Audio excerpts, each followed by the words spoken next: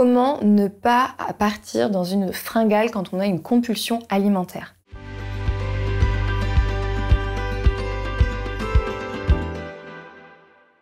Je m'appelle Alexia Cornu, je suis coach et experte en physiologie féminine. Dans cette vidéo, on va parler des fringales, ces compulsions alimentaires qui parfois nous pourrissent la vie parce que ça diminue énormément notre estime de nous et qu'on a vraiment cette sensation de perdre totalement le contrôle de notre corps.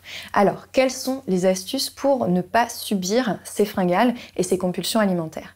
La première chose, ça va être de pouvoir identifier ce qui a causé cette fringale. Si c'est d'ordre alimentaire, c'est-à-dire que tu n'as pas suffisamment mangé et que tu as vraiment faim, c'est être important d'augmenter tes apports nutritionnels au cours de tes repas pour ne pas avoir ces pulsions liées à finalement en fait une faim qui est bel et bien présente. Si tu as faim, je t'invite vraiment à manger et d'essayer de manger des aliments qui sont les plus équilibrés possibles. Ensuite, si c'est une compulsion qui va être liée à une frustration, à de la fatigue, à un manque émotionnel ou alors une instabilité, eh bien ce que je t'invite à faire, c'est de consommer un aliment qui peut te réconforter en pleine conscience. C'est-à-dire que quitte à avoir un craquage, de ne pas le faire un peu en douce, sans prendre le temps de le faire parce que tu risques en fait de partir là sur des quantités et donc de ne plus pouvoir t'arrêter. Donc, quitte à avoir un craquage, ce que j'aime dire, c'est autant le kiffer et en profiter. Donc, je t'invite à choisir un aliment qui va te faire extrêmement plaisir. Par exemple, ça peut être un carré de chocolat. Et au lieu de le manger très rapidement parce que tu as déjà ce jugement envers toi-même de te dire « je vais craquer », eh bien c'est plutôt de te poser et de créer en fait une sorte de mini-cérémonie, un rituel dans lequel tu vas profiter vraiment de cette dégustation. Et donc, de prendre un moment pour toi, pour te poser. Donc par exemple, ça peut être juste un carré de chocolat ou alors si tu as un peu plus faim, ça va être de te composer une petite assiette avec ce que tu as envie de manger. Tu mets tout au même endroit, donc tu répartis tout dans une assiette ou sur un petit plateau et ensuite tu vas te mettre dans un endroit où tu te sens bien, isolé de préférence, sans distraction, donc pas de télé, pas de téléphone, pas de personnes qui vont venir te stresser pendant ce moment-là, et de vraiment consommer en pleine conscience. Alors la consommation en pleine conscience, qu'est-ce que c'est? C'est vraiment l'idée de déguster l'aliment. Donc en premier, ce que je vais t'inviter à faire, ça va être de regarder l'aliment et de te réjouir que tu vas le consommer.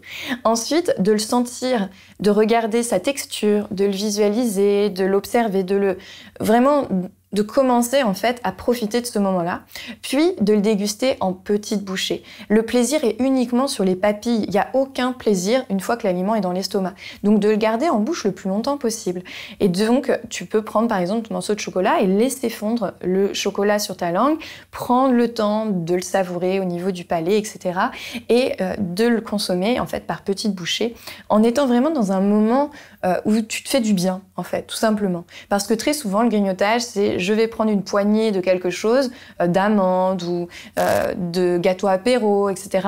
Et puis je vais manger, mais je vais faire 15 000 choses en même temps. En même temps, je suis stressée, je suis pas concentrée. Et en fait, je vais faire une sorte de repas 1 heure avant de faire un vrai repas, sans m'en rendre compte parce que je vais pas réaliser la quantité que je mange. Alors qu'avec cette méthode de tout regrouper, de se poser et de déguster en pleine conscience, ça va te permettre en fait de t'isoler, de prendre un temps pour vraiment te recentrer sur toi-même et prendre un temps de plaisir en fait avec l'aliment que tu es en train de consommer. Et autre chose qui peut aussi t'aider, ça va être le chocolat noir à 100%. Pour des personnes qui ont vraiment des fringales avec des compulsions alimentaires extrêmement fortes, il faut savoir que le chocolat noir à 100%, donc le cacao, est très amer et est satiétogène, c'est-à-dire qu'il coupe la faim.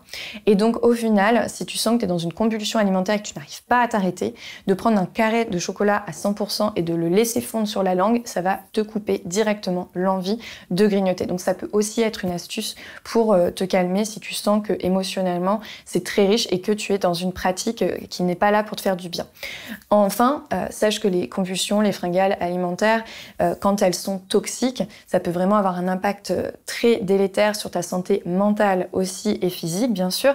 Et donc, je t'invite vraiment à ne pas hésiter à te faire accompagner, à prendre un coach, un thérapeute, de ne pas rester isolé, de ne pas avoir honte, puisque ça concerne énormément de personnes et qu'il n'y a aucune honte à avoir envie de s'en sortir. Bien au contraire, c'est une force et d'accepter de recevoir recevoir de l'aide, c'est une force aussi. Donc si tu es dans cette situation, je t'invite vraiment à te rapprocher d'un professionnel de santé qui pourra t'accompagner. J'espère que ces conseils t'aideront en tout cas ou te feront prendre conscience de l'importance de prendre soin de soi, de sa santé physique mais aussi mentale. Si tu as des questions, n'hésite pas à me les envoyer et puis n'oublie pas de t'abonner pour recevoir les prochaines vidéos.